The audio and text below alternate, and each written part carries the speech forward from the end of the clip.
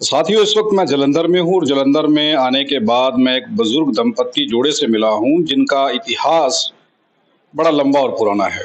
अगर बात करें तो उन्होंने अ, जो किताबें लिखी हैं, मेरे पास 2 किताबें हैं, एक भजन संग्रह है और एक गुलदस्ता है, जो मेरे ख्याल से बच्चों के लिए है।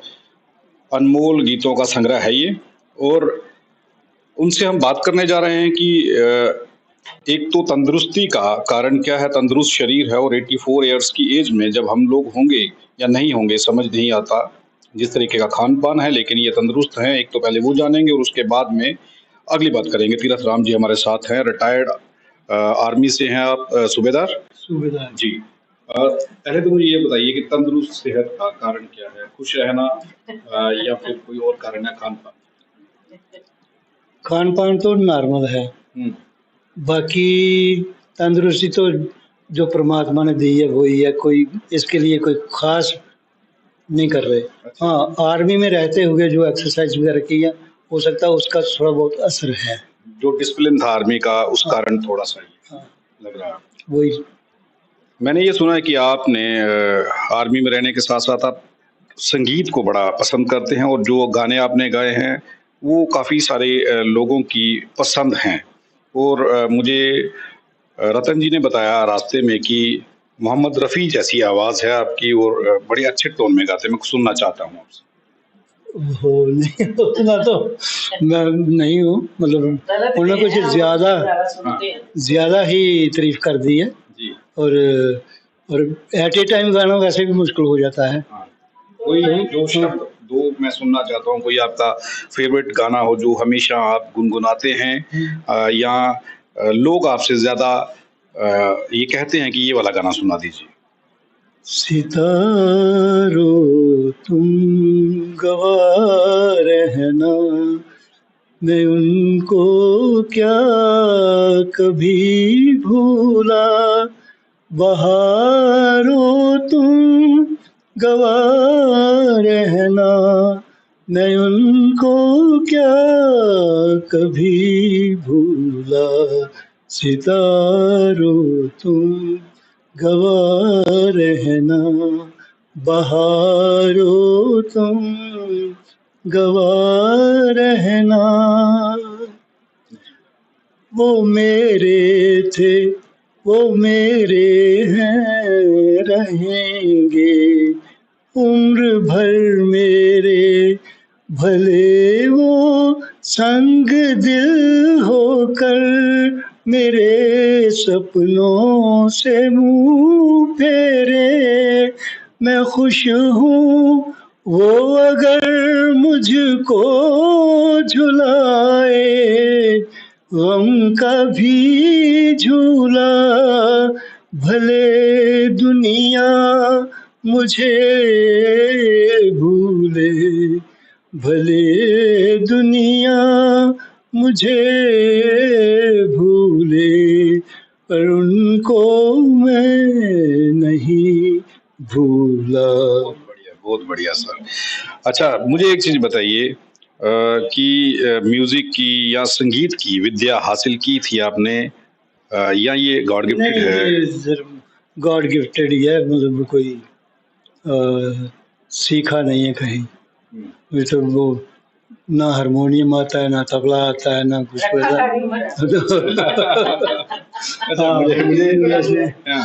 हारमोनियम अभी भी ऊपर पड़ा हुआ है मगर।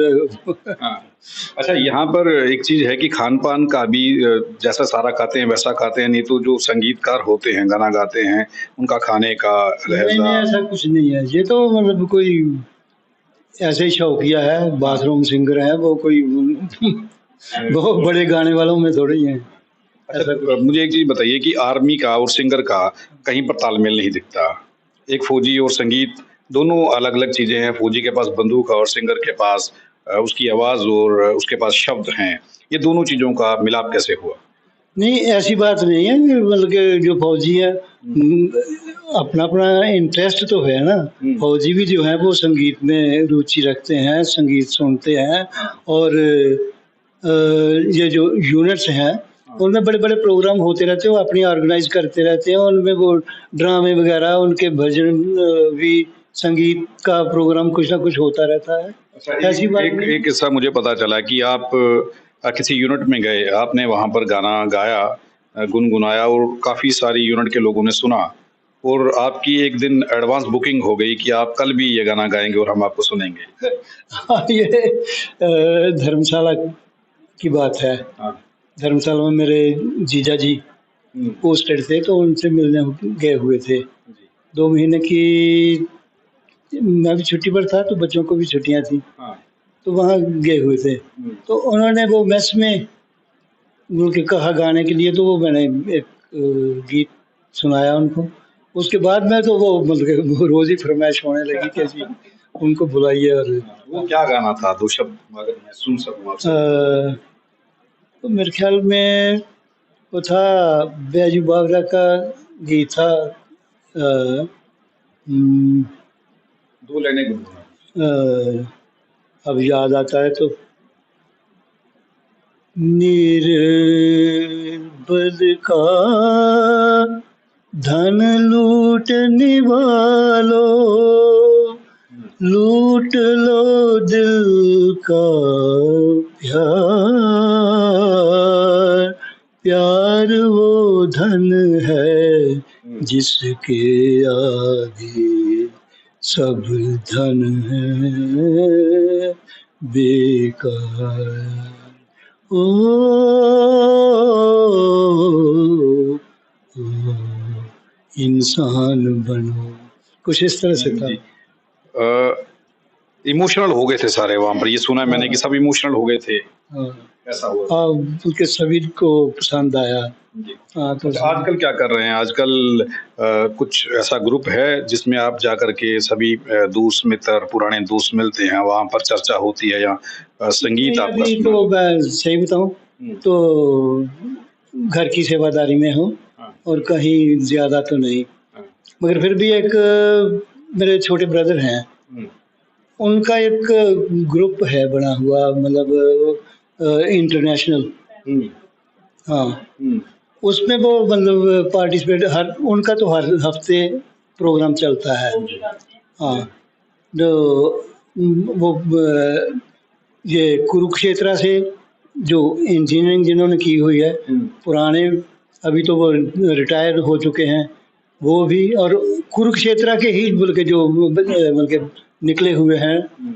वहाँ से पढ़ कर के, उन्हीं का वो ग्रुप है। हुँ। तो वो उसमें वो बल्कि महीने का जो लास्ट सैटरडे है, हुँ। उसमें वो फैमिली मेंबर्स को बुला सकते हैं, उनको चांस दे सकते हैं। तो वो ब्रदर मेरे मुझे कभी-कभी लोग बुला लेते हैं, अच्छा। करीब-करीब हर हर सैटरडे। हर हफ्ते नहीं, वीकली नहीं, last Saturday of the month. अच्छा, हाँ, ठीक है। तो उसमें कभी-कभी कुछ ना कुछ हो अच्छा, जाता है। मेरा आखिरी सवाल है आपसे। फिर मैं आपकी पत्नी से बात करूँगा, उन्होंने जो किताबें लिखी हैं उस पर चर्चा करूँगा। मुझे ये बताइए कि अब क्या लगता है कि घर के अंदर हर एक शख्स अपने-अपने कमरे में बंद रहना चाहता है। अ, बिना जेल के भी लोग कैदी बने हुए हैं। एक आपका समय था, सब परिवार के लोग इकट्ठे रहना पसंद किया करते थे। तो उस समय को और इस समय को कैसे देख रहे हैं? यार, समय तो बदलाव तो है, हुँ। समय का बदलाव है अभी, बल्कि जो उस तरह की सोच हो गई है या उस तरह का वो बन गया है, तो ठीक है, अब भी ठीक है, वो पहले वाला भी ठीक ही था। मतलब कंप्रोमाइज़ पोज़ीशन में है आपकी, ठीक है, अब जैसा ठीक है, चल रहा जैसा है वो है। ठीक है, वही ठीक है। हाँ, हाँ। चलिए, इनकी पत्नी से बात कर लेते हैं और ये जानते हैं कि ये 2 किताबें लिखने का उनके मन में ख़्याल क्यों आया, और दूसरा ये कि वो गवर्नमेंट टीचर रहे हैं और टीचर का स्वभाव थोड़ा-सा सख्त रहा है, क्योंकि हम भी पढ़े हैं और देखा है कि थोड़ा सख्त रहा है। लेकिन मैं जब से यहाँ बैठा हूँ, वो मुस्कुरा रहे हैं। वो टीचर के चेहरे पर मुस्कान, ये 2 चीज़ें जो हैं, इन पर चर्चा कर लेते हैं पहले। बहुत-बहुत स्वागत है हमारे प्रोग्राम में आपका। हाँ जी। हमारे अच्छा। प्रोग्राम में बहुत-बहुत स्वागत है आपका। अच्छा। हाँ। मुझे एक चीज़ बताइए कि आपकी जब आप टीचर बने थे, अध्यापक बने थे, हाँ जी। पहली पोस्टिंग कहाँ हुई थी और रिटायर कहाँ से हुए? मेरी पहली पोस्टिंग मेरी हुई थी government middle school Bandala, Jalandhar में। तो रिटायर मैं हुई हूँ सरकारी हाई स्कूल कालवा गांव कालवा से। गांव है वो, करतारपुर से थोड़ा साथ ही है, वहां से मैं रिटायर हुई हूँ। अच्छा, पहले तो मैं ये जानना चाहता हूँ कि जब आप टीचर बने, ज्वाइन किया, तो उस समय का कोई एक ऐसा वाकया जो आपको याद हो, वो मोमेंट जो आपको लगा कि ये कभी भूल नहीं सकती, ये याद रहेगा ताउम्र जब तक अब है? मेरी लाइफ में तो ऐसा रहा है कि बहुत ही अच्छा मैंने इस लाइन को समझा कि इसमें सब कुछ आता है, खेलें भी आती हैं, पढ़ाई का भी आता है, कोई लेक्चरर भी आते हैं, और बहुत अच्छा समय मेरा निकला जितना भी था ना इसका। मैं 1964 में आई थी सर्विस में, अच्छा जी। और मैं 2003 को रिटायर हुई हूँ। मैं अभी 18 साल की थी, 19 में थी, तो मुझे सर्विस मिल गई थी। अच्छा जी। हाँ। अच्छा, कोई ऐसा स्टूडेंट या कोई ऐसा विद्यार्थी, ये रहता है कि कोई विद्यार्थी याद रहता है पूरी उम्र की, या तो वो बड़ा इंटेलिजेंट था या फिर बड़ा नालायक था? हाँ, नालायक की मैं आपको बताती हूँ। एक बच्चा काफी हो गया मेरा ख्याल 12-13 साल का, तो पढ़ाई में नहीं चल रहा था। तो मेरे स्कूल के टीचर कहने लगे कि आप बहन जी कहते थे, बहन जी आप बड़े नालायक बच्चों को चला लेते हो, इस बच्चे को चलाकर बताओ तो तब माने आप। मैंने कहा अच्छा जी, मैं कोशिश करती हूँ। मैंने कोशिश की, और उस बच्चे को मैंने शुरू से, चौथी में चल रहा था बेचारा, कभी फेल कभी पास, ऐसे करके चौथी तक पहुंचा हुआ था।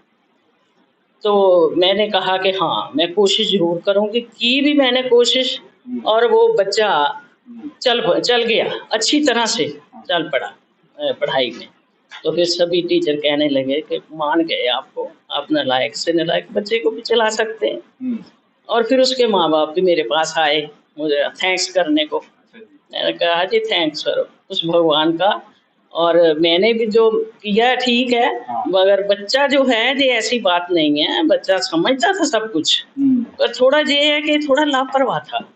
मैंने इसको स्पेशल अपने पास बिठाया, फिर कोई 2 महीने अपने पास बिठाकर उसको मैंने सब कुछ सिखा दिया, चौथी के लायक उसको बना दिया मैंने, चौथी में बैठने के लायक। अच्छा, ऐसे कई स्टूडेंट होते हैं जो बहुत ज्यादा इंटेलिजेंट होते हैं, आपको लगता है कि इस पर मेहनत करने की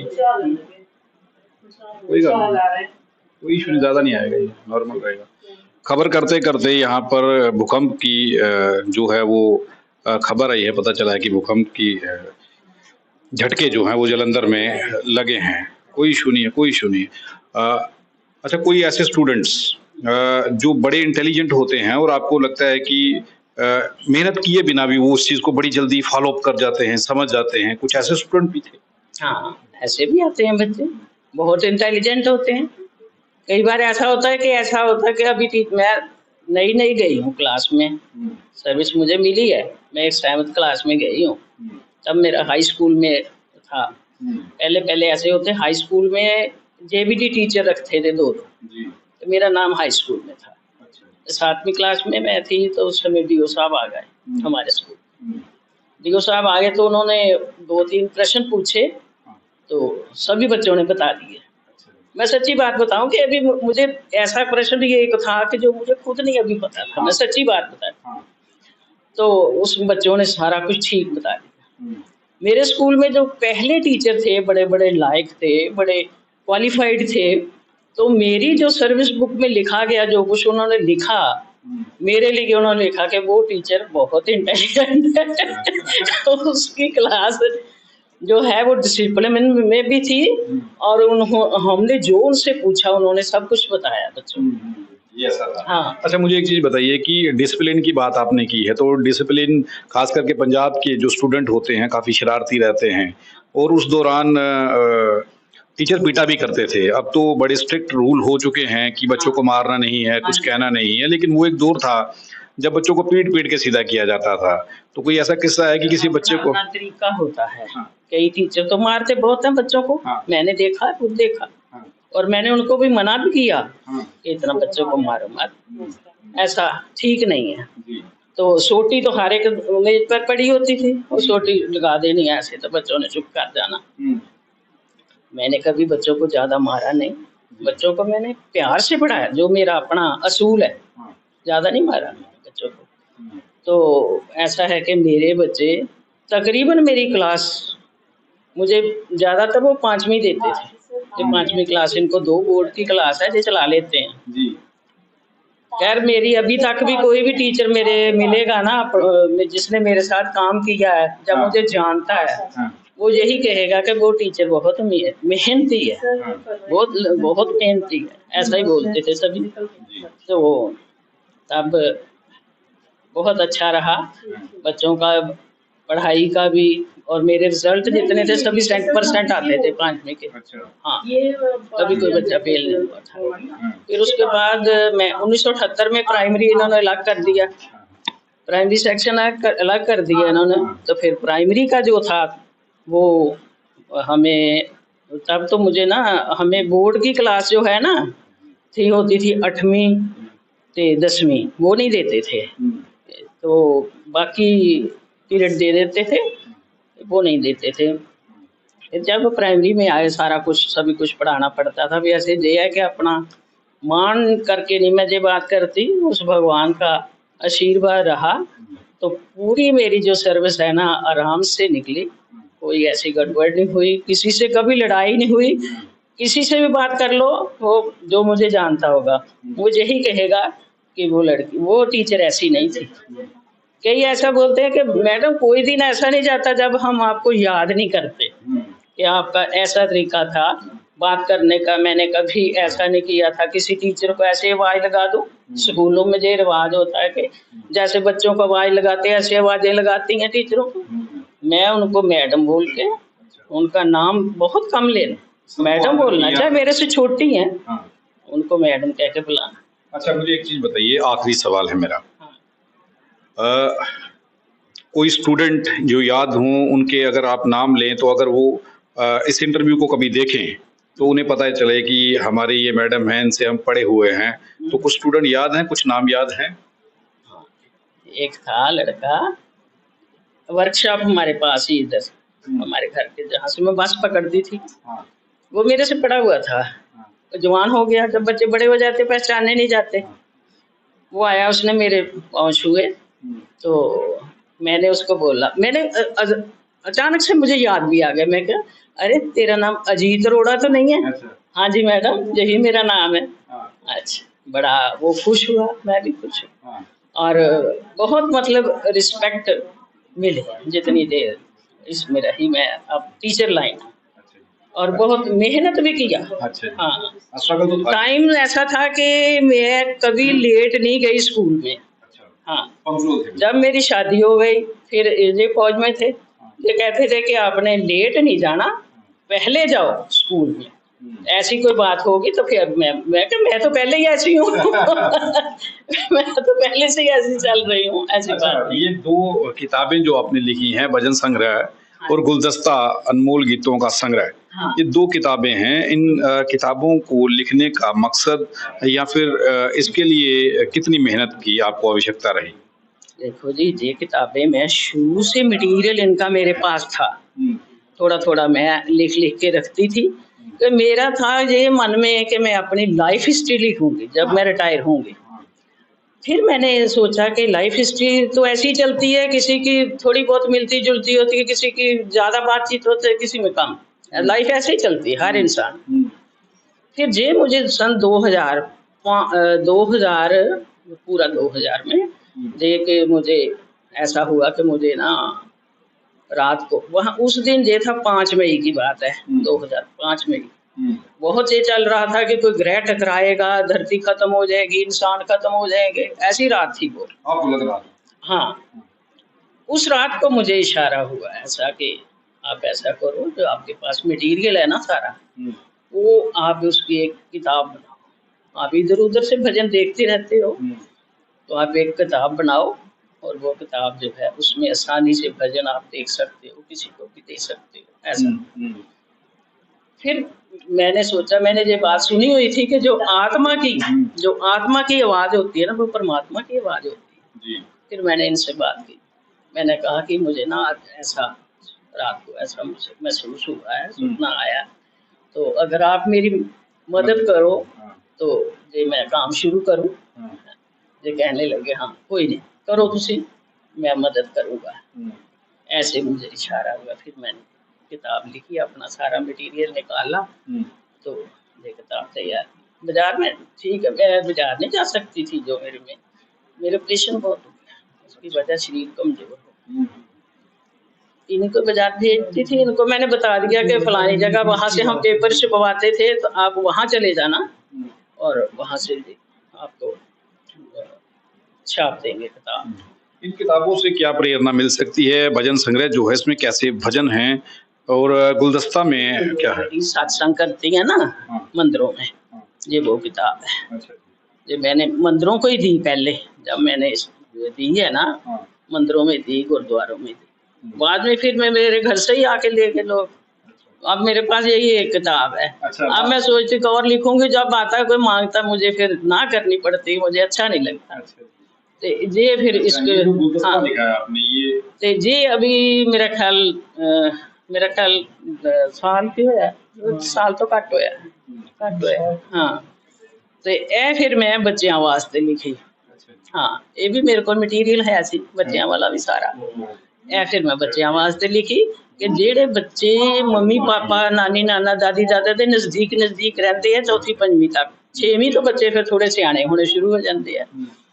ये थोड़ा इंटरस्ट बन जाए ना बच्चों के विच, ये ज्यादा इस पासे ना जान, जेड़े अजकल टैलीफोन वगैरह जां टीवी, हाँ इंटरनेट से इन्हां दा इंटरस्ट बने। क्योंकि साडे पंजाब दे विच अजे भी बच्चे इहो जिहे है जिन्हां दा इंटरस्ट इस पासे है। तो मैंने जो अपनी लाइफ में कुछ सीखा थोड़ा बहुत, वो मैंने पब्लिक के मतलब समक्ष रख दिया है। आगे वो जो कुछ दिया उस भगवान की देन है, मैं तो कुछ भी। बहुत धन्यवाद हमारे साथ बात करने के लिए। जालंधर में बैठे हुए थे, बुजुर्ग दंपति से बात हुई है। दोनों समाज को समर्पित हैं और आने वाली पीढ़ियों को लेकर के खासकर चिंतित हैं। वो इंटरनेट के साथ और मोबाइल के साथ जिस प्रकार बच्चों की अटैचमेंट हो चुकी है, वो इस अडिक्ट हो चुके हैं इंटरनेट के, जिसकी वजह से उनकी मानसिक स्थिति जो है बिगड़ती जा रही है। उनको बचाने के लिए ये किताब गुलदस्ता जो इन्होंने लिखी है, ये छोटे बच्चों को पढ़ाना और बताना वो समझते हैं कि ज़रूरी है, ताकि वो बच्चे जो हैं वो किताबों की ओर रुख करें और उस बीमारी से जिससे वो ग्रस्त हो रहे हैं इंटरनेट से, उससे बच सकें। धन्यवाद। आप देखते रहें RTI इंडिया न्यूज़, लोकतंत्र का पहरेदार, ताकि हम पहुंचा सके आप तक वो खबरें जो नहीं पहुंच रही या फिर जो नहीं दिखाई जा रही।